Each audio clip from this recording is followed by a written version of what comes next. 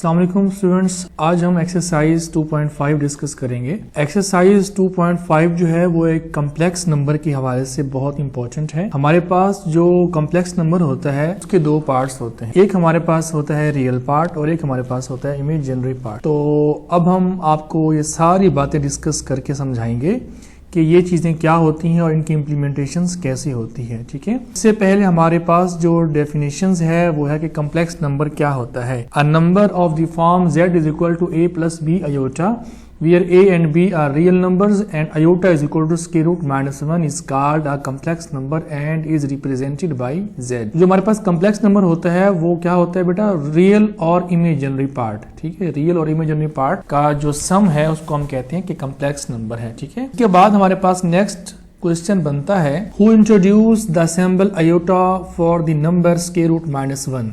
कहता है square root minus 1 के लिए आयोटा सबसे पहले किसने जो है इंट्रोड्यूस करवाया। तो इसका आंसर है कि Swiss mathematician Leonhard Euler was the first to use the symbol iota for the number square root minus 1। square root minus 1 के लिए उसने जो है फर्स्ट टाइम जो है इसने इसको आयोटा का नाम दिया। स्टूडेंट्स, इसकी नौबत क्यों पेश आई और इसको जो है क्यों इंट्रोड्यूस करवाया गया। स्टूडेंट्स, इसका जवाब ये है कि हमारे पास जो स्क्वायर रूट के अंदर वैल्यू होती है लाइक स्क्वायर रूट 4 है, तो 4 का जो स्क्वायर रूट है इसका आंसर 2 आता है, लेकिन -4 का स्क्वायर रूट हमें नहीं मालूम कि क्या आता है। ठीक है, तो इसके बाद इस चीज की जो है थ्योरी पेश की गई कि हमारे पास जो स्क्वायर रूट -4 है ये 2 आयोटा के बराबर आता है, 2 आयोटा के बराबर आता है, क्योंकि यहाँ पर जो है इसके अंदर दो वैल्यूज हैं, एक -1 है और एक 4 है। तो -1 का जो स्क्वायर रूट है वो आयोटा होता है और जो 4 है इसका आंसर क्या होता है, स्क्वायर रूट में 2 आता है। तो इसका मतलब है कि 2 आयोटा इसका आंसर आ गया है। ठीक है, तो इसलिए इसको पेश किया गया, इस थ्योरी को पेश किया गया कि जो हमारे पास जो स्क्वायर रूट -4 है असल में वो हमारे पास डेफिनेशन है कि define pure imaginary number. Define pure imaginary number, तो इसका आंसर है कि pure imaginary number is the square root of the negative real number or a complex number with 0 as its real part is also called pure imaginary number. ठीक है, तो वो कहते हैं इमेजिनरी नंबर क्या होता है, वो कहते हैं स्क्वायर रूट होता है नेगेटिव रियल नंबर्स का। ठीक है जी, तो आई होप कि मेरी बात को आप समझ रहे होंगे।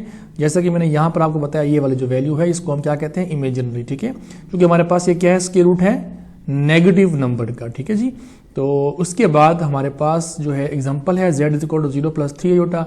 ये हमारे पास कम्प्लेक्स नंबर है, या इसको हम ऐसे भी लिख सकते हैं। ठीक है, हर रियल नंबर जो होता है स्टूडेंट्स वो कम्प्लेक्स नंबर होता है, लेकिन जो 0 होता है उसके अंदर इमेजिनरी पार्ट होता है। ठीक है, इसके बाद नेक्स्ट हमारे पास क्वेश्चन है, एक्सरसाइज के सवाल हैं कि आयोटा की पावर 7, आयोटा की 50, आयोटा की 12 और इसी तरीके से नेगेटिव आयोटा की power 8 up to so on सवाल हैं। तो हम इसको हल करने की कोशिश करें। स्टूडेंट्स, इसको हल करने से पहले आपने एक चीज माइंड में रखनी है कि आप सिर्फ और सिर्फ दो रास्ते जानते हैं। एक रास्ता ये है कि आयोटा जो है उसका आंसर आता है स्क्वायर रूट -1, और एक और आंसर है हमारे पास कि आयोटा का जो स्क्वायर है वो -1 के बराबर है। देखें ना, हमारे पास अगर ये आयोटा जो है ये इसका आंसर स्क्वायर रूट -1 है, अगर यहाँ पर हम स्क्वायर ले लें तो वो स्क्वायर रूट से कैंसिल इस जगह पर, तो -1 नहीं आ जाएगा। तो इन दो रास्तों को इस्तेमाल करते हुए हमने जो है अपने सोल्यूशन तक, तो आयोटा की पावर 7 है तो हमने स्टूडेंट्स को करना है आयोटा का स्क्वायर कर दिया और इसकी पावर हमने ऐसी देनी है या तो 7 बने या इससे एक पावर कम बने, तो 3 to the 6 होता है। तो एक हमने और साथ लगा दी पावर, तो क्या बन जाएगा, 7 बन जाएगा। ठीक है, तो आयोटा का स्क्वायर की पावर 3 डॉट आयोटा। ठीक है, तो आयोटा का स्क्वायर हमने क्यों किया, ऐसा क्यों किया, क्योंकि हमारे पास जो आयोटा का स्क्वायर है ये वो रास्ता है जिससे जो है हम आगे मूव कर सकते हैं। ठीक है, तो आयोटा का स्क्वायर क्या आ गया, -1 होल पावर 3 या 7 आयोटा आ गया। नेगेटिव की पावर अगर ऑड है तो जवाब क्या आ गया, -1 आ जाएगा।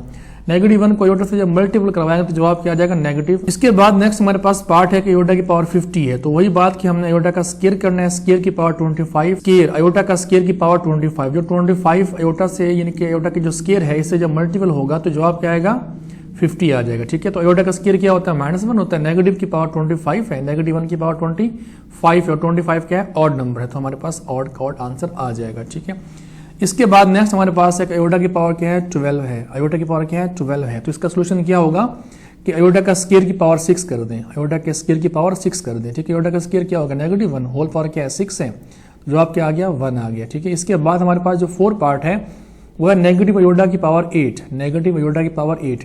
अब स्टूडेंट्स इसके अंदर दो चीजें हैं, एक है नेगेटिव और एक है आयोटा। ठीक है, एक है नेगेटिव वैल्यू, -1 समझ लें, और एक हमारे पास क्या है, आयोटा है। तो इसका सोल्यूशन ये होगा कि नेगेटिव आयोटा के पावर जो है 8 है ना, इसका मतलब ये कि -1 की पावर भी 8 है और अयोटा की पावर भी 8 है। तो अयोटा की पावर जो 8 है उसको हम कर सकते हैं या कर लिया। उसके बाद -1 जो है इसकी पावर चूंकि इवन नंबर है तो जवाब क्या आएगा, +1 आ जाएगा। अयोटा का जो स्केयर है इसका आंसर -1 आ गया और होल पावर क्या है, 4 है।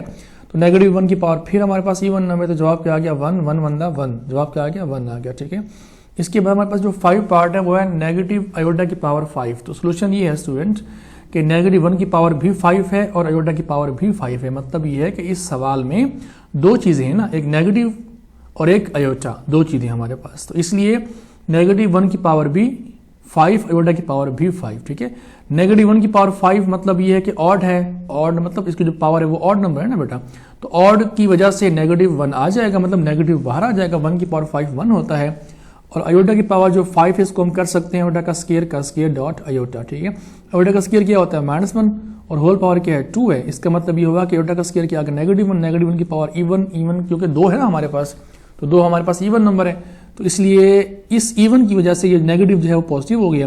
-1 multiplied by 1 multiplied by iota, जवाब क्या आ जाएगा, नेगेटिव अयोटा, ये आंसर आ गया है। ठीक है, इसके बाद हमारे पास नेक्स्ट सवाल है 6 पार्ट कि अयोटा की पावर जो है 27 है। मतलब ये अयोटा का स्केयर की power 13 to the 26 dot iota. ठीक है, अयोटा का स्केयर क्या हो गया, -1 की पावर 13 है, मतलब ये है कि नेगेटिव ही आ जाएगा। तो जवाब क्या आ गया, नेगेटिव अयोटा आ गया। इस तरीके से हमारे पास क्वेश्चन नंबर 2 है।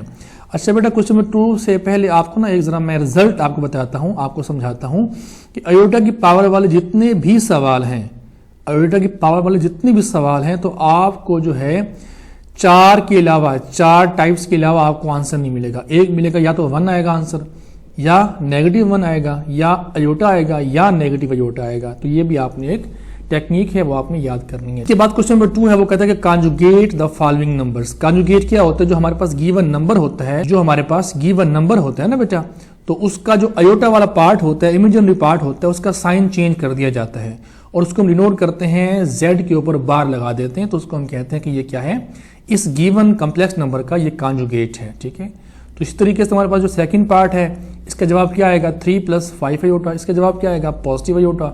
इसका आंसर -3 -4 अयोटा, -4 + अयोटा, -अयोटा -3, जो कि अयोटा का जो है ना हमारे पास कोफिशिएंट, उसका साइन जो होगा वो चेंज होगा। ठीक है जी। इसके बाद क्वेश्चन नंबर 3 है कि right the real and imaginary part of the following numbers.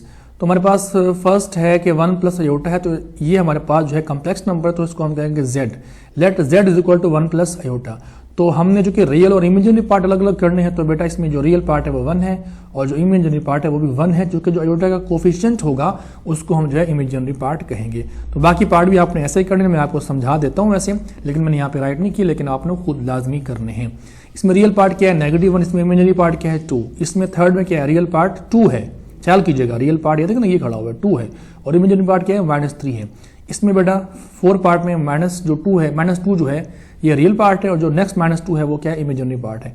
इसमें बेटा रियल पार्ट 0 है और इमेजिनरी पार्ट -3 है। इसमें रियल पार्ट 2 है, इमेजिनरी पार्ट 0 है। ठीक है, तो इस तरीके से आपने कंप्लीट क्वेश्चंस खुद से राइट करने हैं। क्वेश्चन नंबर 4 है एक्सरसाइज 2.5 का, वो find the value of x and y if x + iota y + 1 = 4 - 3 iota. तो इसका सोल्यूशन ये है, हमारे पास x + अयोटा y + 1 = 4 - 3 अयोटा जो है ना, तो ये जो 1 है ना 1, इसको इस साइड पे लेके आएंगे, क्योंकि ये हमारे पास x और y में ये 1 जमा नहीं हो सकता, तो ये जो 1 है इस साइड पे आके माइनस का हो जाएगा। तो चूंकि ये -1 जो है, ये चूंकि 1 जो है वो रियल पार्ट है, तो रियल पार्ट इस साइड पे जो है 4 खड़ा हुआ ना, तो 4 से ये हल होगा, तो 4 - 1 क्या हो गया, जवाब 3 आ गया।